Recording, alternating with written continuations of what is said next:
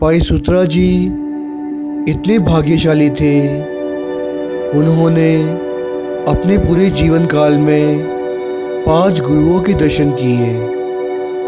गुरु हरगोबिंद साहब जी से लेकर गुरु गोबिंद सिंह महाराज जी तक। धन है भाई सुतरा जी। भाई सुतरा जी वे बड़े ही शरारती थे, बहुत ही नटखट थे। वो चतुराई करके, मस्तियाँ करके ऊट पटांग की हरकतें किया करते थे। वे बहुत ही विचित्र थे और सारी दुनिया से अलग थे। उनकी बातें बहुत ही निराली हुआ करती थीं, जो कि गुरुओं को हंसा दिया करते थे। वे हमेशा गुरुओं को भी हंसा दिया करते थे, पर उन्हें वाणी का, सिक्खी का आत्मज्ञान हो गया था। वे पूर्ण ब्रह्मज्ञानी थे, और हो भी क्यों नहीं, क्योंकि उनकी परवरिश गुरु हरगोबिंद साहब जी के कहे अनुसार हो रही थी, उनके चरणों में ही हो रही थी। जैसे ही वे थोड़े बड़े हुए, उनकी मस्तियाँ बढ़ने लगीं, पर उनकी हर मस्तियों में, हर शरारतों में कोई ना कोई राज छुपा होता था, जो कि सिर्फ और सिर्फ गुरु ही पहचान सकते थे और कोई नहीं। एक बार की बात है, वे खेलते खेलते पहरेदार सिखों के पास चले गए और उन्हें जाकर गालियां दी और दौड़ गए। सिख बहुत ही नाराज़ हुए। अगले दिन उन्होंने फिर ऐसा ही किया। पहरेदार सिखों को जाकर गाली दी और फिर दौड़ गए। इस प्रकार कई दिनों से वो ऐसा ही खेल खेल रहे थे। आखिरकार सिख पहरेदारों ने हार कर गुरु हरगोबिंद साहब जी के चरणों में उनकी शिकायत कर दी।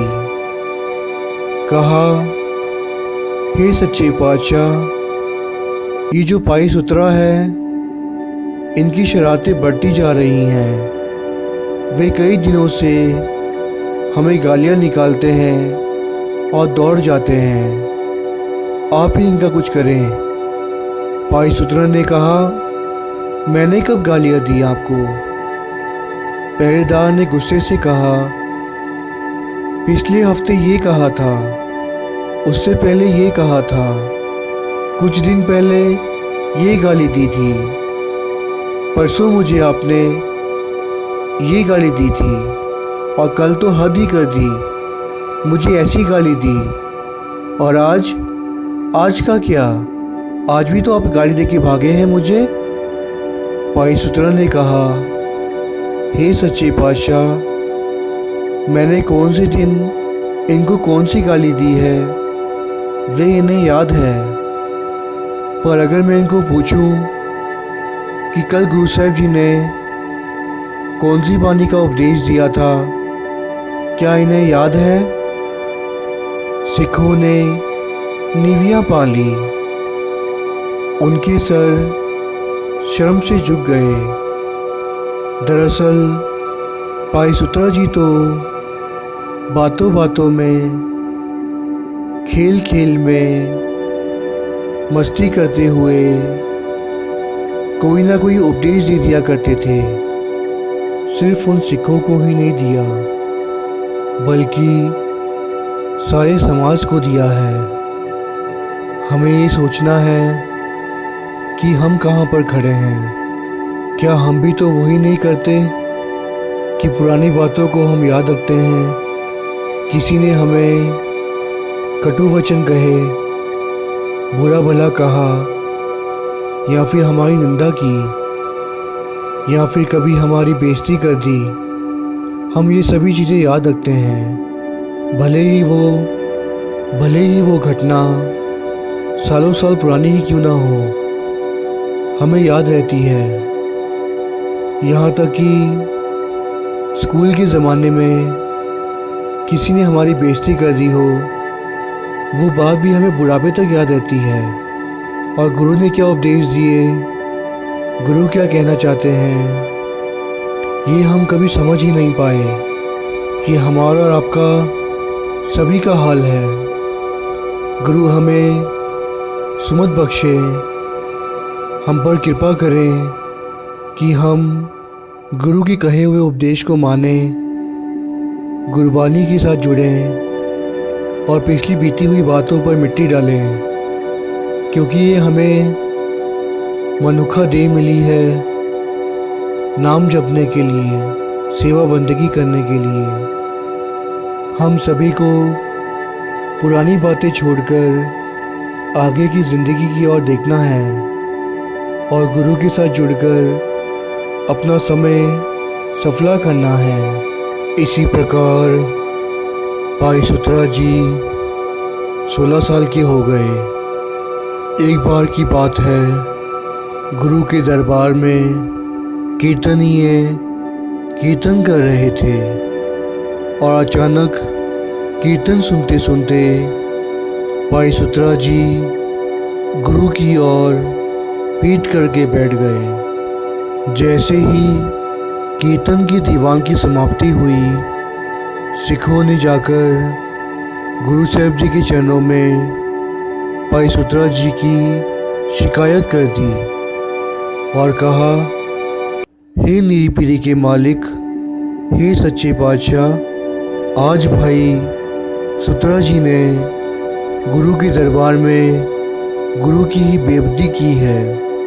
सच्चे पातशाह तो जानी जान थे, वे सभी कुछ जानते थे, फिर भी सिखों को उपदेश देने के लिए उन्होंने भाई सुतरा जी को दरबार में बुलाया और सबके सामने पूछा कि आप गुरु के दरबार में कीर्तन सुनते सुनते पीठ करके क्यों बैठ गए? बानी का आदर आपने क्यों नहीं किया? इस पर भाई सुतरा जी बोले, हे सच्चे पातशाह, ना जाने ये सिख गुरु की बानी क्या सुनते हैं। शायद इस कान से सुनते हैं और दूसरे कान से निकाल देते हैं। ये बानी तो बार बार चपेड़े मारती हैं, हमें थप्पड़ मारती है। गुरु की बानी में तो इस तरह के शब्द लिखे हुए हैं जिसमें हमें मूर्ख तक बताया गया है, क्योंकि हम अमृत वेला नहीं करते, दिल से सेवा नहीं करते। जो हमें मनुखा जीवन मिला है, इसे सफल करने की कोशिश नहीं करते, तो बानी बार बार हमें चपेड़े मारती है, हमें सुधारने की कोशिश करती है, पर हम मनुखी जी हैं जो सुधरते ही नहीं। ना जाने ये सिख कैसे बैठकर बानी सुनते हैं। मुझसे तो नहीं सुनी जाती, मैंने तो बहुत चपेड़े खा ली। अब सोचा थोड़ा पीठ पे मार खा लूँ तो सह सकूँगा, इसलिए गुरु की बानी के आगे मैंने पीठ कर दी। मुझे क्षमा करें, पर मैं और चपेड़े नहीं खा सकता मुंह पर। सभी सिखों को ये उपदेश मिला कि हम बानी का आदर नहीं करते, हम बानी को समझते नहीं, बानी क्या कहना चाहती है और हम करते क्या हैं। इसी प्रकार कहते हैं कि भाई सुतरा जी की जो मस्तियाँ थी, जो नटखटपन था, जो ऊट पटांग की हरकतें वो किया करते थे, उसे कोई समझ नहीं पाता था कि वो ऐसा क्यों कर रहे हैं। पर इससे गुरु साहब जी बहुत खुश हुआ करते थे। इसी प्रकार एक बार यूँ हुआ कि एक सिख गुरुद्वारे में बैठकर गुटखा हाथ में लिए पाठ कर रहा था और भाई सुतरा जी उसके पीछे जाकर खड़े हो गए। वो भाई बानी पढ़ रहा था, गावन तुदनो पवन पानी बै संतर, और पीछे खड़े भाई सुतरा जी ने कहा तेनू की, यानी कि तुझे क्या? उस भाई ने पीछे मुड़कर देखा तो भाई सुतरा जी खड़े हैं। नज़रअंदाज करते हुए वो फिर से बानी पढ़ने लगा और फिर कहा, गावन तुतनु पवन पानी बे संतर। और भाई सुतरा जी बोले, तेनू की। उस भाई ने गुटखा साहब बंद किया और गुरु साहब जी के चरणों में जाकर भाई सुतरा जी की शिकायत कर दी कि हे सच्चे पातशाह, मैं गुरु घर में बैठकर बानी का जाप कर रहा हूँ, पाठ कर रहा हूँ, और ये भाई सुतरा जी हैं जो हर किसी को तंग करते हैं। आज वो मुझे छेड़ रहे हैं। मैं बानी पढ़ता हूँ और पीछे से वो कहते हैं, तेनू की, तुझे क्या? गुरु साहब जी ने भाई सुतरा जी को बुलवाया। गुरु साहब जी तो सब कुछ जानते थे। औरों को उपदेश देने के लिए सुतरा जी को पूछते थे। उन्होंने सुतरा जी को पूछा कि भाई सुतरा जी, वो बानी पढ़ रहे हैं, आप उन्हें तंग क्यों कर रहे हैं? इस पर भाई सुतरा जी ने उत्तर दिया कि सच्चे पातशाह, ये बानी दिल से नहीं पढ़ता। जो भी गुरुद्वारे आता है वो क्या पहन कर आया है, कैसे चल कर आ रहा है, कैसे माथा टेक रहा है, वही देखता रहता है। इसीलिए मैंने उसके पीछे से जाकर कहा, तेनू की, तुझे क्या?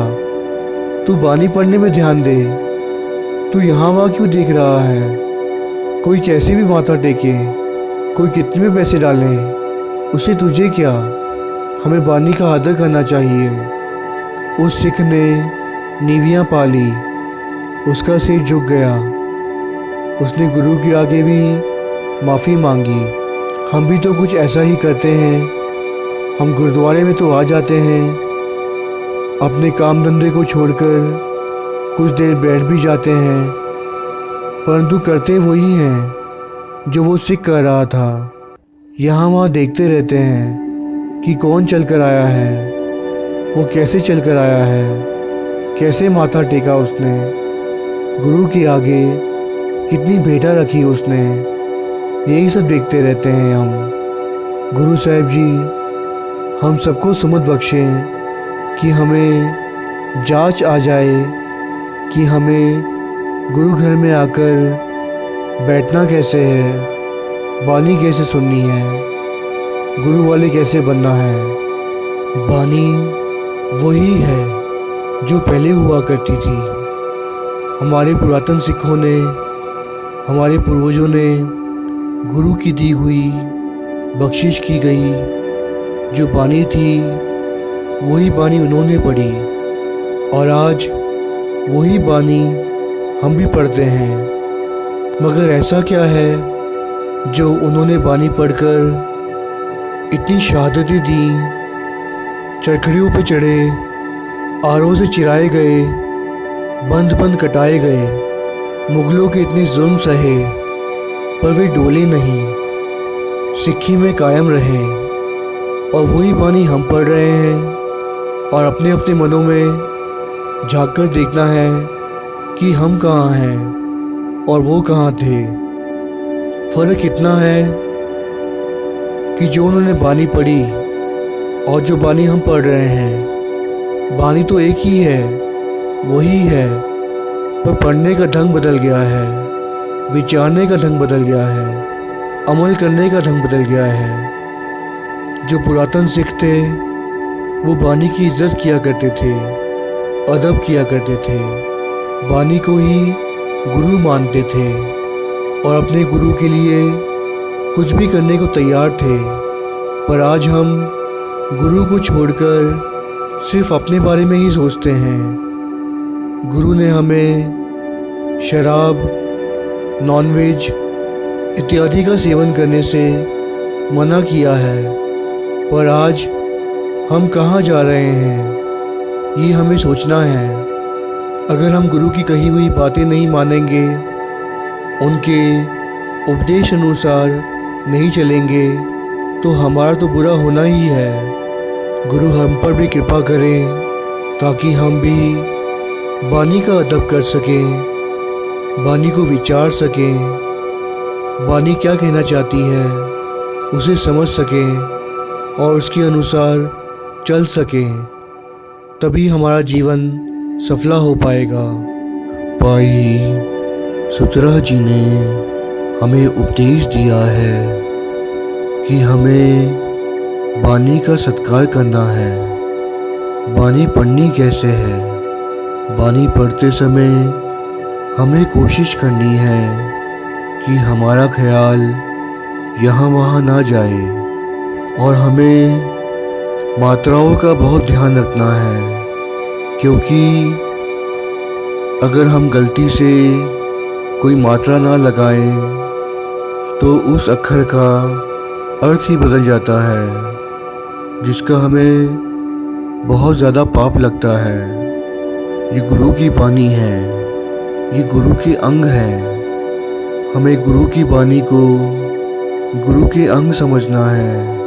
अगर हम गलत वाणी पढ़ेंगे तो गुरु को चोट लगेगी। जैसे कि आप सभी जानते हैं, भाई प्रीतिचंद ने वाणी का एक अक्षर बदल दिया था, तो गुरु रामदास साहब जी ने सारी ज़िंदगी अपने ही बेटे का मुख तक नहीं देखा था। मिट्टी मुसलमान की के बदले मिट्टी बेईमान की कह दिया था। तो सोचिए, हमसे वाणी पढ़ते समय अगर गलती से जाने अनजाने में कोई भूल हो गई तो हमारे साथ क्या होगा। इसीलिए हमने ये बहुत ध्यान रखना है कि वाणी हमें बहुत सत्कार से पढ़नी है, अदब से पढ़नी है, ध्यान से पढ़नी है। जिस प्रकार गुरु रामदास साहब जी ने अपनी वाणी में कहा है, वाणी गुरु गुरु है वाणी, विच वाणी अमृत सारे, गुरबानी कहे सेवक जन मानै, परतक गुरु निस्तारे। वाणी ही गुरु है और गुरु ही वाणी है। वाणी के अंदर ही अमृत है, अमृतमयी वाणी है, और जो इस वाणी को ध्यान लगाकर पढ़ेगा, वाणी का सत्कार करेगा, वो ही तरेगा। एक बार की बात है, गुरु हरगोबिंद साहब जी का दरबार सजा हुआ था और भाई सुतरा जी गुरु साहब जी को चौर साहब कर रहे थे। दीवान में संगत गुरु के शब्दों को सुन रही थी। वहाँ पर एक साधु आया। उसने अपने पूरे शरीर पर राख मली हुई थी, भस्म मली हुई थी। पूरा शरीर उसका राख से भरा हुआ था। वो गुरु के दरबार में आकर बैठ गया। सभी गुरु का उपदेश सुनकर आनंद में बैठे थे, परंतु वो जो साधु था वो बार बार अपनी आंखें खोल रहा था और यहाँ वहाँ देख रहा था कि कहीं कोई मुझे देख तो नहीं रहा, क्योंकि वो सबसे हटके था, सबसे अलग था। थोड़ी थोड़ी देर में वो अपनी आंखें खोलता और यहाँ वहाँ सबको देखता कि मुझे कोई देख रहा है ना, कि मैं भी गुरु के दरबार में आकर बैठा हूँ। वो अहंकार में बैठा हुआ था। हुआ यूँ कि जैसे ही वो अपनी आंखें खोलता, पीछे खड़े भाई सुतरा जी उनको देखकर अपनी उंगली उनकी ओर करते कि हाँ भाई, मैंने देखा है तुझे, मैं तुझे देख रहा हूँ। वो अपनी आंखें बंद कर लेता और कुछ देर बाद फिर अपनी आंखें खोलता और देखता कि कोई मुझे देख रहा है या नहीं। और सुतरा जी उसे देखकर फिर से उसकी ओर अपनी उंगली करते। ये सिलसिला बार बार चल रहा था। आखिरकार हार कर वो साधु भड़क गया और गुरु साहब जी के आगे आकर कहा, गुरु जी, वो जो आपका सिख है वो बार बार मेरी तरफ अपनी उंगली उठा रहा है, मेरा मजाक उड़ा रहा है। आप ही इसका फैसला करें। गुरु साहब जी तो अंतर्यामी थे, सब कुछ जानते थे। गुरु साहब जी ने भाई सुतरा जी को सामने बुलाया और कहा, भाई सुतरा जी, जो भी आपके मन में हो वो बताएं कि आप ऐसा क्यों कर रहे थे। इस पर भाई सुतरा जी ने कहा कि हे सच्चे पातशाह, मैं देख रहा हूँ कि जो इस व्यक्ति ने, इस साधु ने अपने पूरे शरीर पर राख मली है, भस्म चढ़ाकर आया है। मैं देख रहा था कि इसका सिर्फ बाहर से भस्म है या अंदर भी सभी विचार, सभी कुछ भस्म हो गया है, यानी कि सभी कामनाएं राख हो गई हैं या नहीं, या सिर्फ बाहर से ही ढोंग कर रहा है। और इस राख में कहीं आग तो नहीं बची। मैं तो वो देख रहा था, पर ये तो आग नहीं, पूरा भांबड़ बचा हुआ है। ये तो चिल्ला रहा है, ये तो भड़क रहा है, यानी कि राख जो है सिर्फ शरीर पर मली है, अंदर से विचारों का नाश नहीं हुआ, पापों को नाश नहीं हुआ। दरअसल राख तो अंदर से होनी चाहिए थी, जो कि अपने विचारों को संतुलन में रखकर गुरु वाले बनकर होती है। बाहरी दिखावा करने से कोई लाभ नहीं होता। गुरु साहब जी मुस्कुराए और भाई सुतरा जी को गले से लगा लिया, क्योंकि भाई सुतरा जी ही थे जो कि अंदर से ही निर्मल थे। एक बार की बात है, हुआ यूं कि गुरु साहब जी ने एक बार भाई सुतरा जी को खुद ही बुलाकर कहा कि हे भाई सुतरा, हमें कोई कौतक करके दिखाओ। भाई सुतरा जी ने कहा कि सच्चे पातशाह, मैं बादशाह शाहजहाँ को भी दिन में तारे दिखा दूंगा, पर आप मेरे सर पर हाथ रखना। गुरु साहब जी का आशीर्वाद लेकर भाई सुतरा जी दिल्ली की ओर रवाना हुआ। वहाँ उन्होंने जाकर एक मोची से तिल्ले की जुत्ती बनाई, तिल्ले का जोड़ा तैयार करवाया, पर कोई 8-10 नंबर का नहीं जो कि हम पहना करते हैं। उन्होंने तो करीबन 3 फुट का जोड़ा तैयार करवाया, तिल्ले की जुत्ती तैयार करवाई जो कि 3 फुट की थी। भाई सुतरा जी की हरकतें, उनका व्यवहार कुछ अजीब ही हुआ करता था।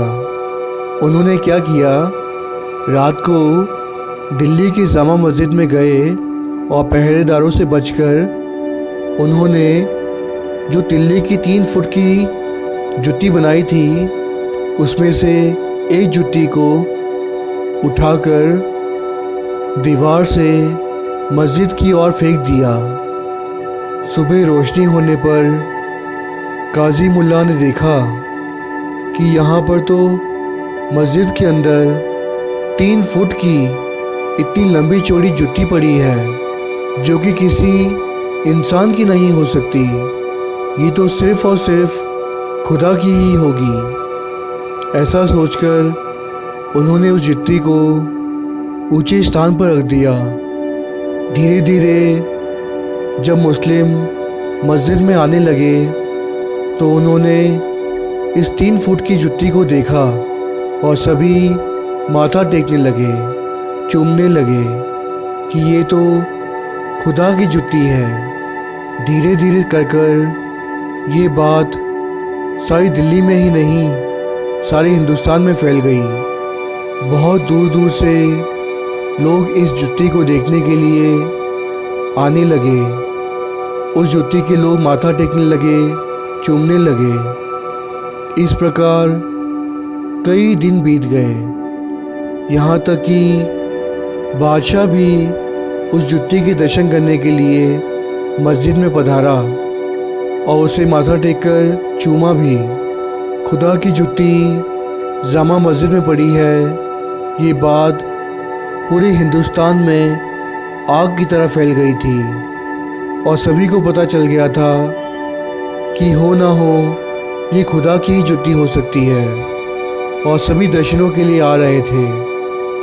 महीना बीतने पर भाई सुतरा जी सड़क पर निकल गए। उन्होंने एक बहुत बड़ा डंडा लिया और उस डंडे के ऊपर चोटी पर जो दूसरी जुत्ती थी जो उनके पास पड़ी थी उसे ऊपर टांग दिया और सड़क पर निकलकर चिल्लाने लगे कि भाई मेरी जुत्ती गुम हो गई है, अगर किसी ने देखी हो तो बता दो, मेरी जुत्ती खो गई है। एक मेरे पास है, दूसरी गायब हो गई है, किसी को पता चले तो बता दो।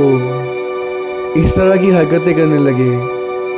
लोगों ने देखा कि ये तो वही जुत्ती है जो जामा मस्जिद में पड़ी थी। लोग भड़क गए क्योंकि इस व्यक्ति ने सबको बेवकूफ़ बनाया है। सभी मुस्लिम जामा मस्जिद में जाकर उस जुत्ती को माथा टेक रहे थे, चूम रहे थे।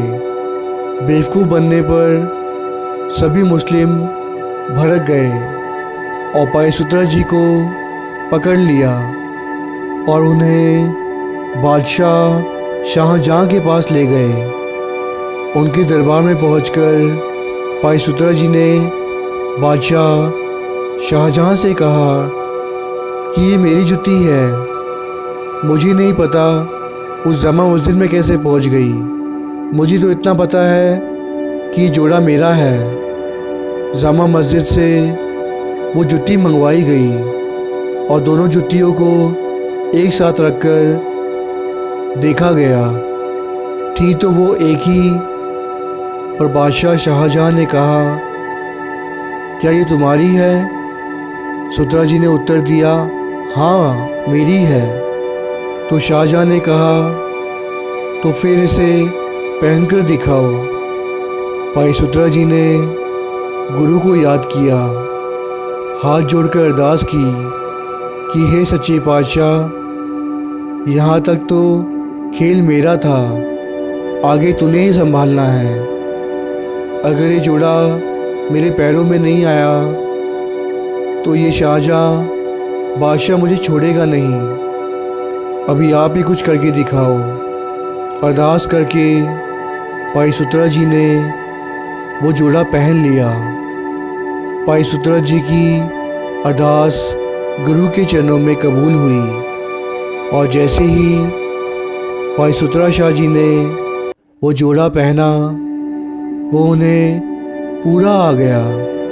ये देखकर सभी दंग रह गए, सभी हैरान हो गए, क्योंकि भाई सुतरा जी को वो जोड़ा पूरा आ गया था।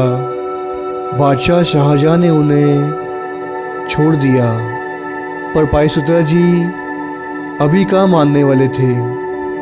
कुछ दिन वो और दिल्ली में रुके और हुआ यूं कि कुछ दिन बाद वो फिर से जामा मस्जिद पहुंच गए। जब नमाज का वक्त था, सभी बैठकर वहाँ नमाज पढ़ रहे थे।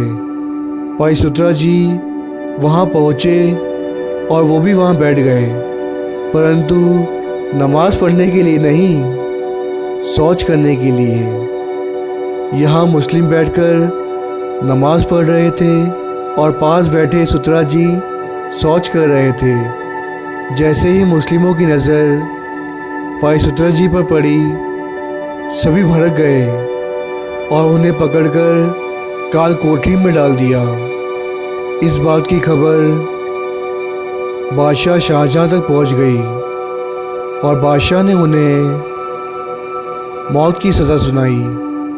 परंतु जैसे ही सुतरा जी को फांसी लगनी थी, भाई सुतरा जी से काजी मुल्ला ने उनकी अंतिम ख्वाहिश पूछी। तो भाई सुतरा जी ने कहा, मैं एक बार बादशाह शाहजहाँ से मिलना चाहता हूँ, मरने से पहले। कहा जाता है कि मरने वाले की अंतिम ख्वाहिश हमेशा पूरी करनी चाहिए।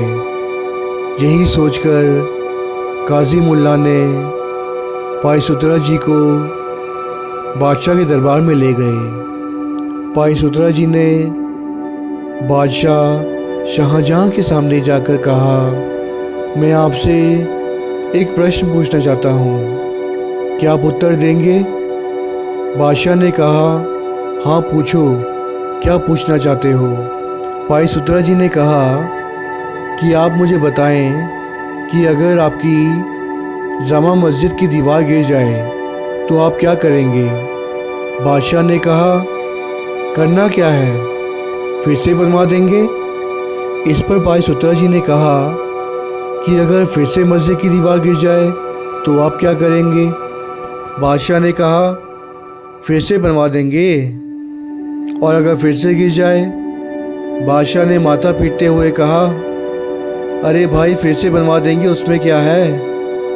इस पर भाई सुतरा जी ने कहा कि अगर पूरी मस्जिद ही गिर जाए तो आप क्या करोगे? बादशाह ने कहा, अरे भाई बनवा देंगे, वो भी बनवा देंगे। भाई सुतरा जी ने कहा, अभी आप मुझे एक बात बताएं कि अगर एक इंसान मर जाए, एक मनुष्य मर जाए तो आप क्या करोगे? बादशाह ने उत्तर दिया, तो उस पर हम क्या करेंगे? जो मर गया उसकी आत्मा तो चली गई, उसे या तो जला देंगे या दफना देंगे उसके धर्म के अनुसार। इस पर सुतरा जी बोले कि बादशाह, मस्जिद की दीवार तो फिर से बन जाएगी, मस्जिद टूट गई वो भी फिर से बन जाएगी, पर एक आदमी चला गया तो वापस नहीं आ सकता। नहीं आ सकता ना? बादशाह ने कहा, हाँ नहीं आ सकता। तो फिर अगर मैंने मस्जिद में शौच किया है तो उसमें 8-10 बाल्टी पानी डाल देता हूँ, वो साफ़ हो जाएगी मस्जिद फिर से। परंतु अगर मैं मर गया तो कभी वापस नहीं आऊँगा। बादशाह समझ गया कि ये कोई खेल खेल रहा है, हमें बेवकूफ़ बना रहा है। और बादशाह ने हंसकर कहा, हम समझ गए तुम क्या कहना चाहते हो। जाओ, हमने तुम्हें माफ़ किया, जाओ हमने तुम्हारी जान बख्शी। बादशाह ने कहा, हम तुम्हारी समझदारी से खुश हैं, मांगो क्या मांगते हो हमसे। भाई सुतरा जी ने कहा, मेरे गुरु ने मुझे सब कुछ दिया है, मैं अपने गुरु के अलावा किसी के आगे हाथ नहीं फैलाता। बादशाह ने फिर कहा कि जो चाहते हो तुम्हें मिलेगा। भाई सुतरा जी की शरारत यहाँ पूरी नहीं हुई थी। उन्होंने क्या किया, बादशाह को कहा कि ठीक है बादशाह, आप मुझे एक फतवा जारी कर दें, एक सर्टिफिकेट बना दें, एक परमिट बना दें, जिसमें ऐसा लिख दें कि मैं किसी भी वैद्य से 1 पैसा वसूल कर सकता हूँ। बादशाह ने सोचा, यहाँ हिंदुस्तान में कितने हकीम होंगे, कितने वैद्य होंगे, कितना पैसा कमा लेगा ये। उन्होंने ये सोचकर एक फतवा जारी कर दिया, एक सर्टिफिकेट बना दिया, जिसमें उन्हें अपने हस्ताक्षर किए और लिखवा दिया कि भाई सुतरा जी किसी भी वैद्य से 1 पैसा वसूल कर सकते हैं। ये बादशाह का हुक्म है और हर किसी को ये हुक्म मानना होगा।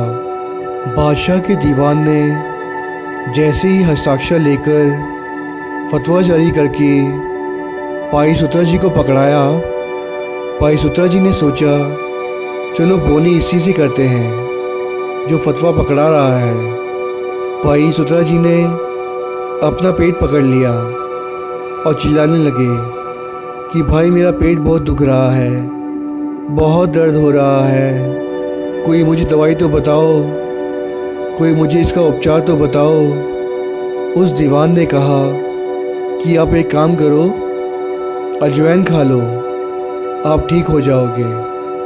भाई सुतरा जी ने कहा, अरे भाई आप तो वैद्य हो, दो मुझे 1 पैसा। उस दीवान ने कहा, अरे भाई मैं वैद नहीं, मैं तो बादशाह का मुंशी हूँ, दीवान हूँ। भाई सुतरा जी ने कहा, नहीं भाई, आप तो वैद हो। अगर आप वैद नहीं हो तो आपने मुझे दवाई बताई क्यों? उस दीवान ने माथा पीटा और जान छुड़ाने के लिए भाई सुतरा जी को 1 पैसा दे दिया और भाई सुतरा जी की वहीं पर बोनी हो गई और ये सिलसिला जारी रहा। वो जहाँ जहाँ जाते मुस्लिमों को पकड़ते, मुग़लों को दबोच लेते और कहते, अरे भाई मेरे घुटनों में बहुत दर्द हो रहा है, कोई इलाज तो बता दो। तो सामने वाला बता देता कि भाई गरम पट्टी बांध लो, ठीक हो जाओगे। उसी वक्त वो बादशाह का फतवा, वो सर्टिफिकेट, वो परमिट भाई सुतरा जी उस व्यक्ति को दिखाते और 1 पैसे की मांग रखते कि आप तो वैद हैं, आपको 1 पैसा देना ही होगा। बादशाह शाहजहाँ के सिग्नेचर को देखकर, हस्ताक्षर को देखकर हर कोई भाई सुतरा जी को जान छुड़ाने के लिए 1 पैसा दे देता। इसी तरह पूरी दिल्ली में भाई सुतरा जी घूम घूम कर सभी मुग़लों को मूर्ख बनाकर भाई सुतरा जी पैसा वसूल कर रहे थे और धीरे धीरे करके उनके पास बहुत सारा धन इकट्ठा हो गया था। उस वक्त का 1 पैसा आज के लाखों के बराबर है। उल्लू बनने पर सभी मुस्लिम भड़क गए और सभी ने मिलकर बादशाह शाहजहाँ से भाई सुतरा जी की शिकायत कर दी और भाई सुतरा जी को बादशाह के दरबार में बुलवाया गया और आखिरकार बादशाह शाहजहाँ ने फतवा वापस लिया और इस तरह का फतवा बना दिया जिससे भाई सुतरा जी सिर्फ़ और सिर्फ असली वैद से ही रकम वसूल कर सकेंगे। इसी प्रकार भाई सुतरा जी ने सभी मुस्लिमों को, यहाँ तक कि बादशाह शाहजहाँ को भी दिन में तारे दिखा दिए। एक बार की बात है, गुरु घर में लंगर छकने के लिए एक साधु आया जो कि बहुत ही अजीबोगरीब था। पंगत में लंगर छकाया जा रहा था पर वो साधु पंगत में बैठकर लंगर छकने को तैयार ही नहीं था। वो सीधा अंदर चला गया लोगों के पास जहाँ पर लंगर पक रहा था और लोगों के सामने जाकर बैठ गया और कहा, मैं यही लंगर छकूंगा।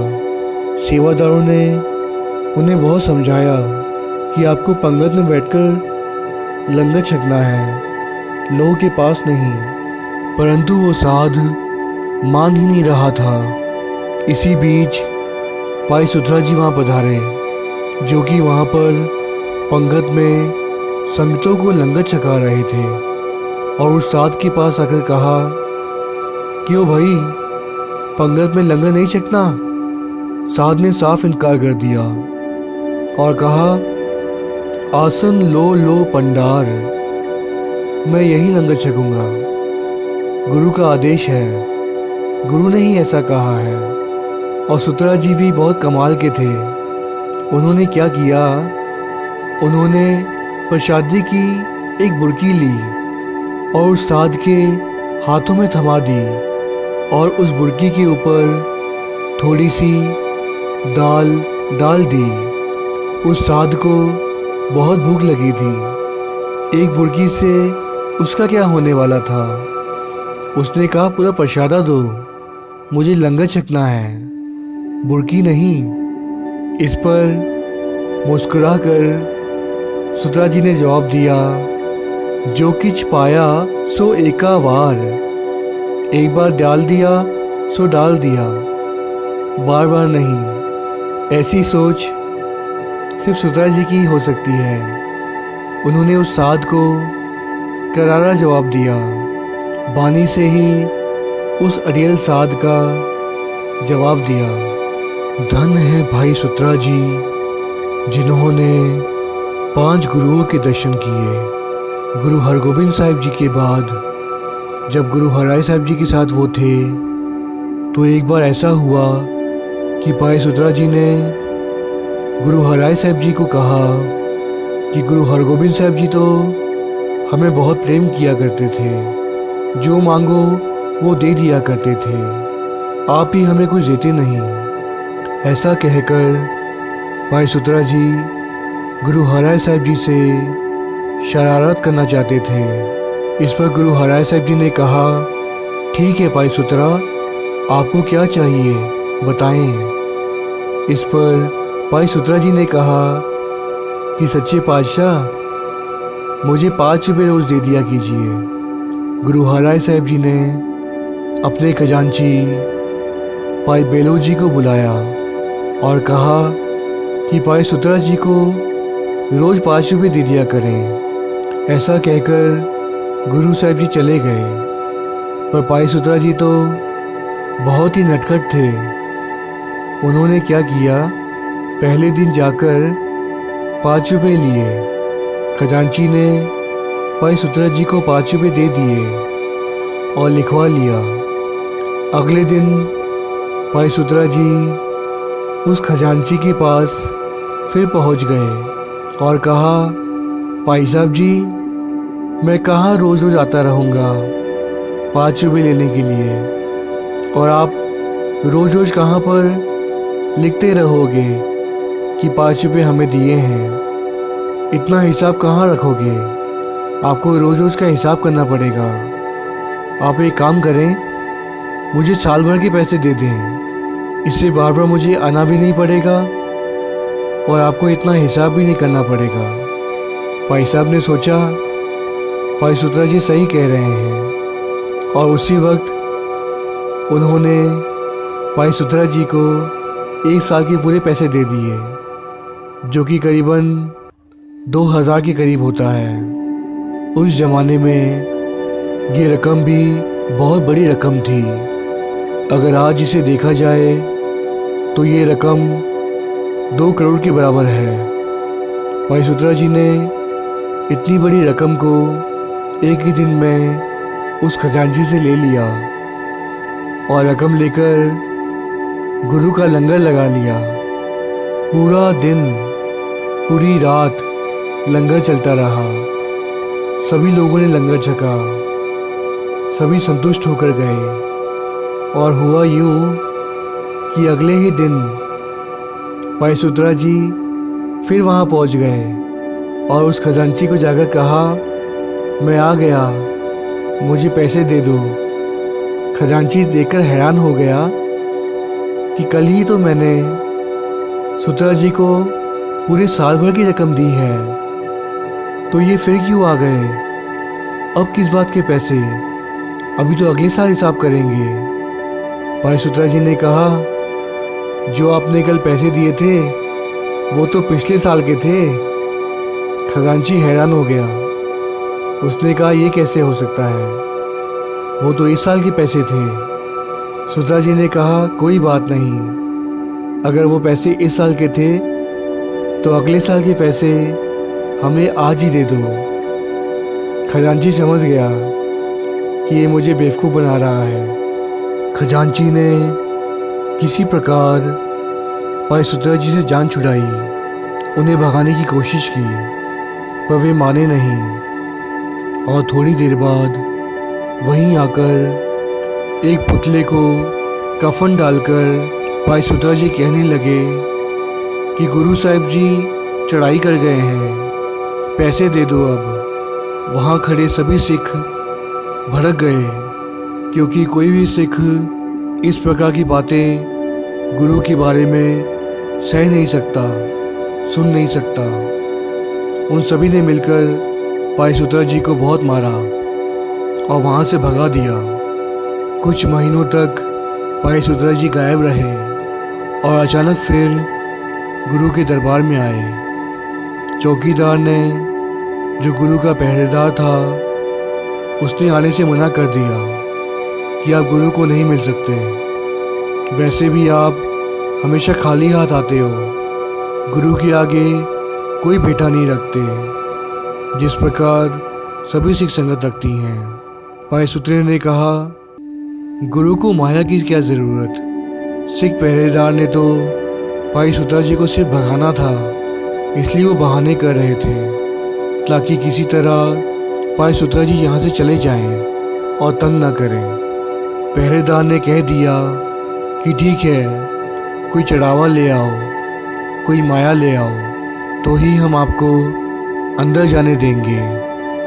पहरेदार जानते थे कि भाई सुत्रा जी के पास कभी माया नहीं होती, वो गुरु के घर आकर ही लंगर छकते थे, सभी जानते थे। भाई सुत्रा जी वहाँ से चले गए और जंगल में जाकर एक बोरी में मिट्टी ले आए और दूसरी बोरी में जंगल से ठिकरियाँ पड़ी थी वो ले आए, और दोनों ही बोरियाँ कंधे पे लाद कर वहाँ पहुँच गए। पहरेदार ने फिर जाने से इनकार कर दिया कि आप अंदर नहीं जा सकते। भाई सुत्रा जी ने कहा, अब तो मैं गुरु साहिब जी के लिए भेंटा भी ले आया हूँ, अब तो जाने दो। पहरेदार ने कहा, ठीक है, जाने दूंगा, पर मुझे क्या मिलेगा। इस पर भाई सुत्रा जी ने कहा, कोई बात नहीं, जो भी इनाम मिलेगा आधा तुम्हारा। ये सुनकर पहरेदार खुश हो गया और कहा, ठीक है, अंदर जाओ।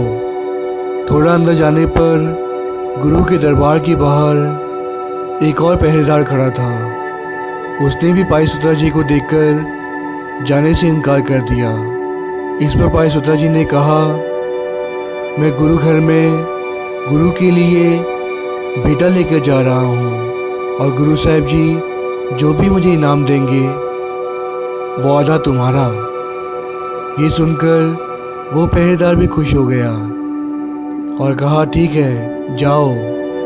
भाई सुत्रा जी गुरु साहिब जी के दरबार में पहुँचे। गुरु का दरबार सजा हुआ था। सभी सिख संगत गुरु का उपदेश सुन रहे थे और आनंद मान रहे थे।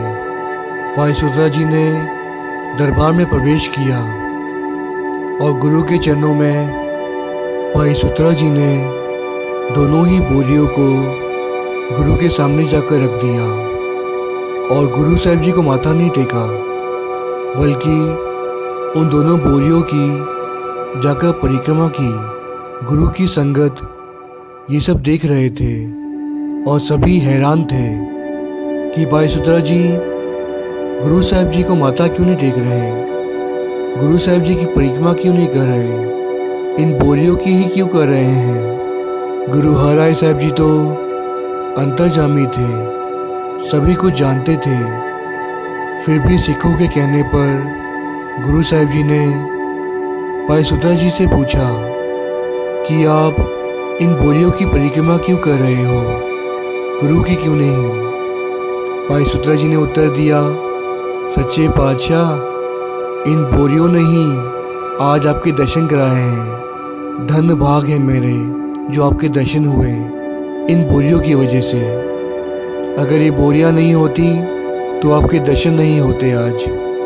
गुरु साहिब जी ने कहा, क्या है इन बोरियों में। गुरु साहिब जी ने ये कहकर बोरियों को हाथ लगाया। एक बोरी को हाथ लगाकर कहा, लगता है इसमें शक्कर है, खंड है। और दूसरी बोरी को हाथ लगा के कहा, इसमें तो माया है। भाई सुत्रा जी ने उत्तर दिया, सच्चे पातशाह, जैसा आप कहें वैसा ही है। इस पर गुरु हरराय साहिब जी ने उन दोनों ही बोरियों को खोला और सचमुच जिस बोरी में मिट्टी पड़ी हुई थी उस बोरी की खोलने पर उसमें सचमुच शक्कर खंड निकल गई और दूसरी बोरी में ठीकरियाँ पड़ी हुई थी। जब उस बोरी को खोला तो सचमुच उसमें माया पड़ी हुई थी, रुपए पड़े हुए थे। गुरु हराय साहब जी मुस्कुराए और भाई सुतरा जी ने गुरु साहब जी की चरण पकड़ लिए और नमस्कार की। और भाई सुतरा जी ने उन बोरियों को उठाया और उन रुपयों से लंगर चलवाया। लंगर में सभी सिख संगतों को बुलाया गया और गुरु साहब जी को भी बुलाया। गुरु साहब जी सिख संगत के साथ पंगत में ही बैठ गए। भाई सुतरा जी लंगर बताने आए और भाई सुतरा जी ने गुरु साहब जी के पास जाकर कहा कि सच्चे पातशाह, ये लंगर बताना कहाँ से शुरू करूँ, पहला फुल्का किसे दूँ। इस पर गुरु हराय साहब जी ने कहा, जिसे तुम सबसे ज़्यादा प्यार करते हो उसी को ये फुल्का देना, लंगर की शुरुआत वहीं से करना। इस पर भाई सुतरा जी मुस्कुराए और फुल्का अपने हाथ में लिया और खुद छकने लगे। ये देखकर वहाँ खड़े सभी सेवादार भाई सुतरा जी पर भड़क गए, नाराज़ हो गए। उन्होंने आकर भाई सुतरा जी को कहा, तुम्हें शर्म नहीं आती? गुरु साहिब जी सामने बैठे हैं, उन्हें आपने लंगर नहीं छकाया और पहला फुल्का खुद खा लिया। तुम कैसे इंसान हो? और गुरु साहिब जी से कहा कि आप भाई सुतरा जी को कुछ कहते नहीं, इसीलिए वो ऐसे करते हैं। गुरु हराय साहब जी ने भाई सुतरे को मुस्कुराकर पूछा कि आपने ऐसा क्यों किया? भाई सुतरे जी ने कहा, सच्चे पातशाह, आप ही ने तो कहा था कि तुम्हें जो सबसे प्यारा है उसे लंगर पहले छकाओ, तो मैंने वही किया।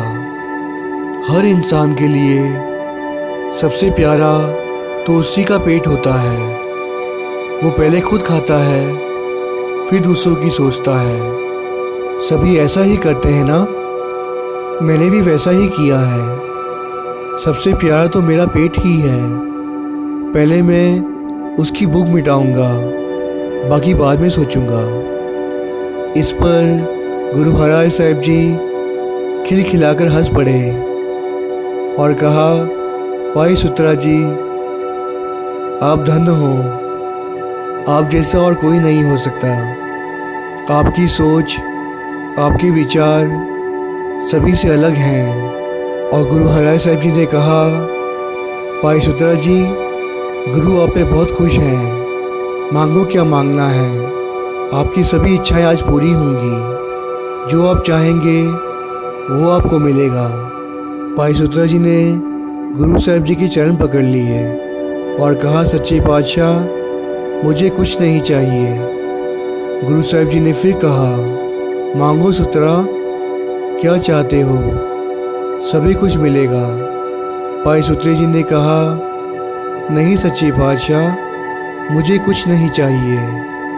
तीसरी बार गुरु साहब जी ने फिर कहा, मांगो सुतरा, आज मांग लो, क्या चाहिए तुम्हें। सभी ये जानते थे कि भाई सुतरा जी के पास अपना खुद का घर भी नहीं था, कपड़े भी वो किसी के दिए हुए पहन लेते थे, भोजन भी वो गुरु घर में ही किया करते थे, उनका कोई नहीं था। पर फिर भी भाई सुतरा जी इतने महान थे कि उन्होंने गुरु साहब जी के 3 बार कहने पर भी कुछ नहीं मांगा। गुरु साहब जी ने मुस्कुराकर कहा, भाई सुतरा, मांग लो, आखिरी बार कह रहा हूँ, मांग लो। इस पर भाई सुतरा जी ने कहा कि सच्चे पातशाह, कुछ महीनों पहले मैंने आप जी के नाम पर एक पुतला तैयार किया था और उस पर कफन डाल दिया था। इस पर सभी सिख मुझ पर बहुत नाराज़ हुए थे। सचमुच होना भी चाहिए, जो गुरु का सिख होता है वो इस प्रकार की बातें गुरु के बारे में नहीं सुन सकता, नहीं सहन कर सकता। सच्चे पातशाह, मैंने गलत किया था ना? गुरु साहब जी ने कहा, हाँ, वो तो तुमने गलत किया था, तो सच्चे पातशाह, मुझे उस गलती की सज़ा मिलनी चाहिए। एक काम करें, आप कुछ देना चाहते हैं मुझे तो सज़ा ही दे दीजिए। भाई सुत्रा जी ने कहा कि आप मुझे मेरे सर पर 100 जूतियाँ मारने का आदेश दें। गुरु साहब जी तो सभी कुछ जानते थे। गुरु साहब जी ने कहा ठीक है, भाई सुत्रा जी को 100 जूतियाँ मारी जाएं। वहाँ खड़े सिख तो यही चाहते थे। वे जाकर जल्दी से जूतियाँ ले आए भाई सुत्रा जी के सर पर मारने के लिए। इस पर भाई सुत्रा जी ने कहा ठहरो, सच्चे पातशाह, बाहर दरवाजे पर खड़े सिख से मैं वादा कर कर आया हूँ कि जो भी इनाम मिलेगा आधा उसे दिया जाएगा। ये सुनकर सभी हैरान हो गए। तो एक सिख ने कहा और आधा भाई सुत्रा जी के सर पर मारा जाएगा।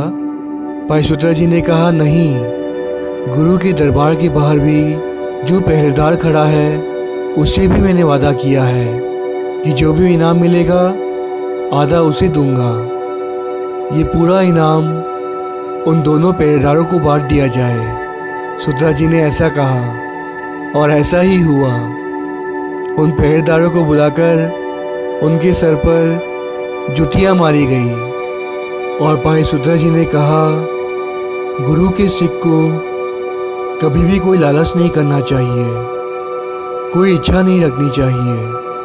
अगर वो लालच करते हैं, गलत ढंग से माया कमाने की सोचते हैं तो उन्हें जूतियाँ ही मिलेंगी।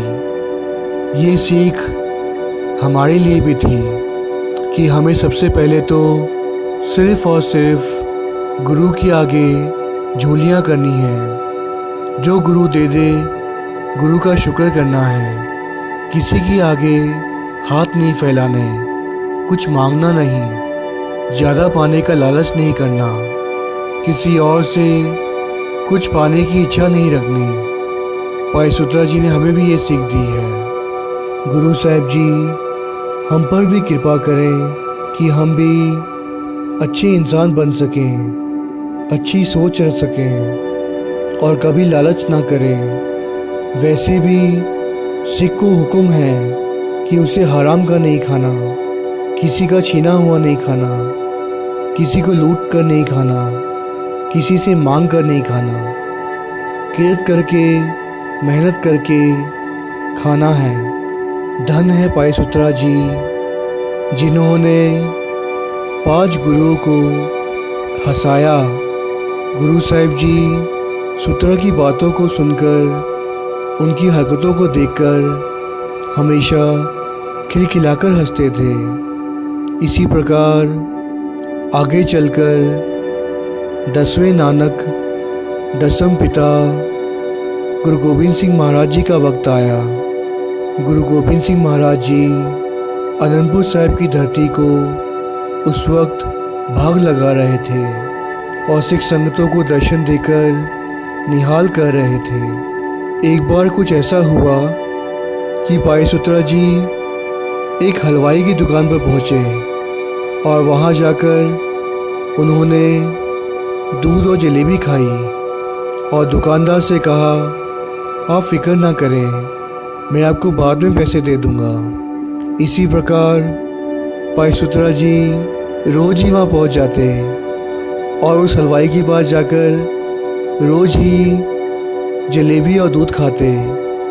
कुछ दिन बीतने के बाद हलवाई ने पैसे मांगे, माया मांगी।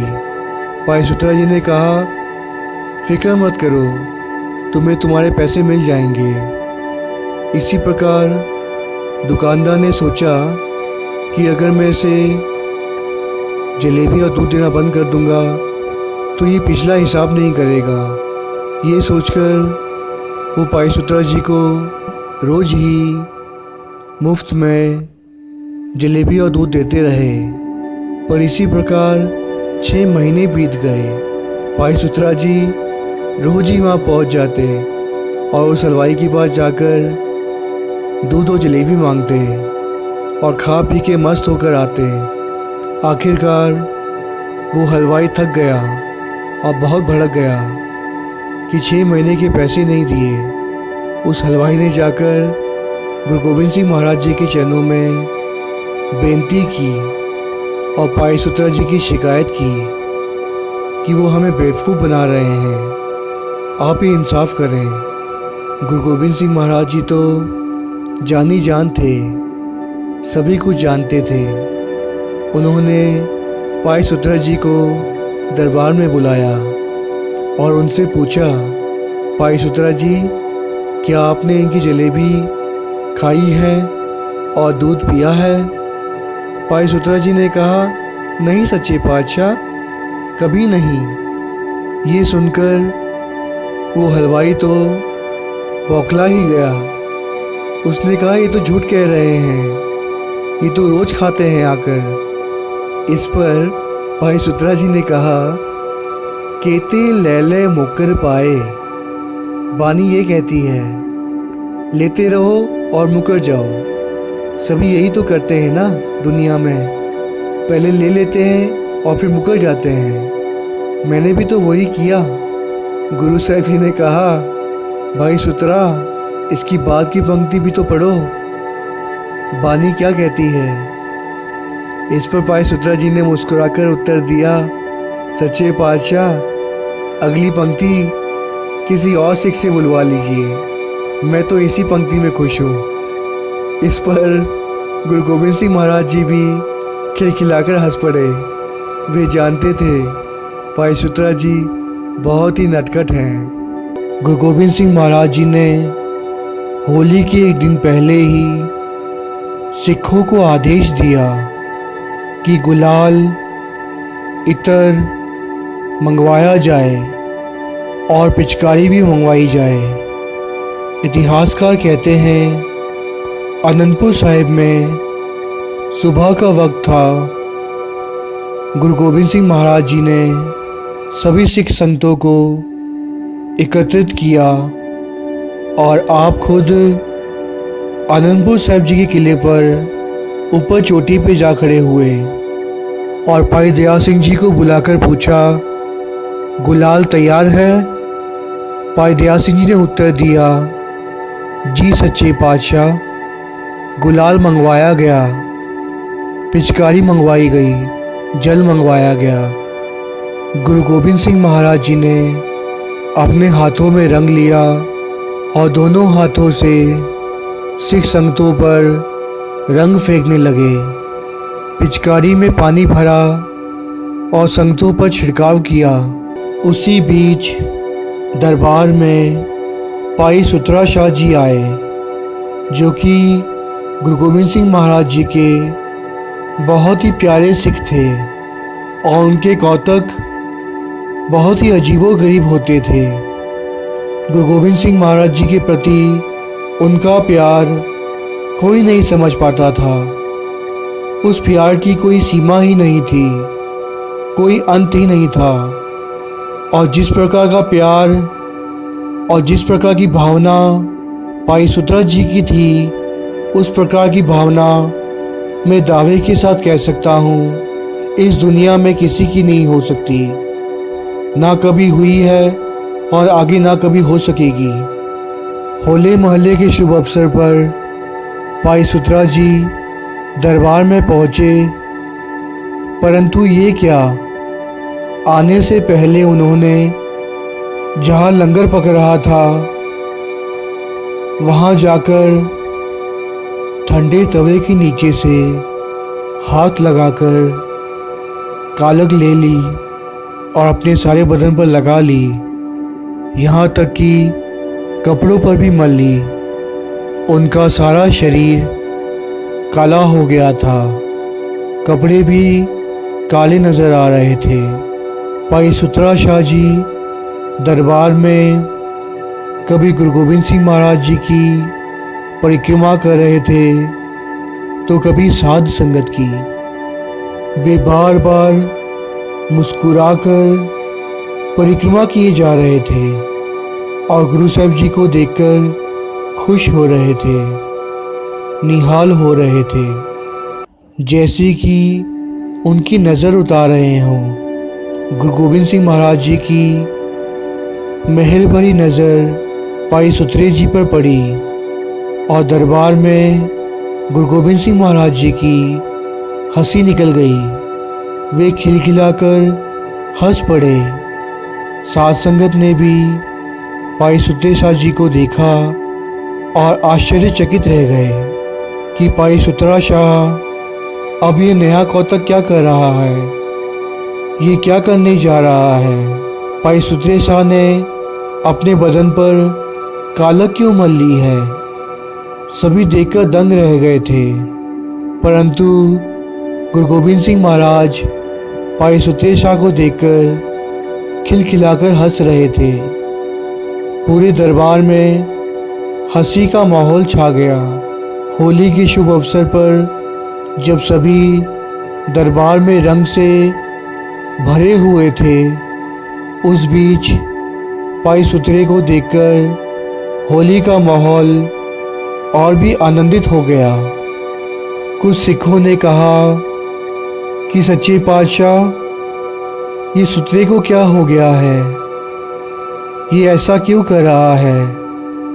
उस पर गुरु गोबिंद सिंह महाराज जी ने भाई सुतरा जी को पास बुलाया और हंसते हुए कहा, भाई सुतरा जी, आप ये क्या कर रहे हैं। गुरु गोबिंद सिंह महाराज जी तो सभी कुछ जानते थे। कट कट के अंतर की जानत, पले बुरे की पीर पछानत। गुरु गोबिंद सिंह महाराज जी तो अंतर्जामी थे, सभी कुछ जानते थे, परंतु दरबार में बैठे सभी सिख संगतों को भाई सुतरा जी का प्यार बताना चाहते थे। इस पर गुरु गोबिंद सिंह महाराज जी ने भाई सुतरा जी को पूछा, हे भाई सुतरा जी, आपने ये कालक क्यों मली है, सिख संगतों को बताएं, वे जानना चाहते हैं। भाई सुतरा जी बोले, हे सच्चे पातशाह, हे कलगीधर पिता, हे बाजा वाले, आज आप बहुत ही खूबसूरत लग रहे हैं। मैं आपको देखकर निहाल निहाल निहाल हो रहा हूँ। पूरी सृष्टि में आप जैसा और कोई नहीं है। ये जो पहाड़ी राजे हैं और जो मुग़ल हैं, वे आपसे सभी जलते हैं। इनकी कुदृष्टि आप पर ना पड़ जाए। आप इतने सुंदर लग रहे हैं कि आपको इन सभी की नज़र ना लग जाए, इसीलिए मैं कालक मल कर आया हूँ। हे सच्चे पातशाह, जब कोई बच्चा बहुत ही प्यारा होता है, बहुत ही खूबसूरत होता है, तो माँ उसे काला टीका लगा देती है। पर हे सच्चे पातशाह, मेरी इतनी हिम्मत नहीं कि मैं आप पर काला टीका लगा सकूं। आपके सोने मुख को, खिलखिलाते चेहरे को किसी की नज़र ना लगे। आज गुलाल छिड़क कर सभी सिख संगत बहुत खुश हैं। सभी के शरीरों पर गुलाल का रंग है और सभी साध संगत बहुत ही प्यारे लग रहे हैं। और जब आपने सिख संगतों पर गुलाल छिड़का तो सारा गुलाल आप पर भी आ गिरा। आपका मुख, आपके सोने वस्त्र गुलाल से भरे हुए हैं और आप इतने अच्छे लग रहे हैं, इतने खूबसूरत लग रहे हैं, इतने प्यारे लग रहे हैं कि मैं बता नहीं सकता।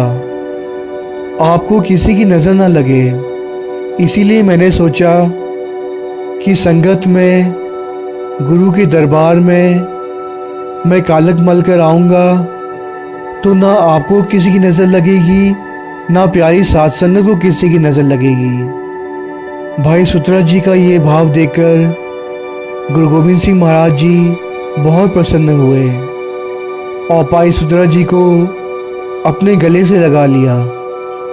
धन है भाई सुतरा जी, जिनकी सोच, जिनकी समझ इस दुनिया से परे है। गुरु गोबिंद सिंह महाराज जी के प्रति उनका प्यार हम सभी से अलग है। ना कोई उनकी तरह सोच सकता है, ना वो भाव आ सकता है। भाई सुतरा जी तो सिर्फ भाई सुतरा जी ही थे, जिन्होंने गुरु गोविंद सिंह महाराज जी को भी हंसा दिया। कथा करते हुए आप जी की अनजान दास से बहुत सारी गलतियां हो गई हैं। आप जी अपनी अनजान दास को माफ़ करें, क्षमा करें। साथ संगत बख्शन योग हो, पुल्ला बख्शो। वाहिगुरु जी का खालसा, वाहिगुरु जी की फतेह।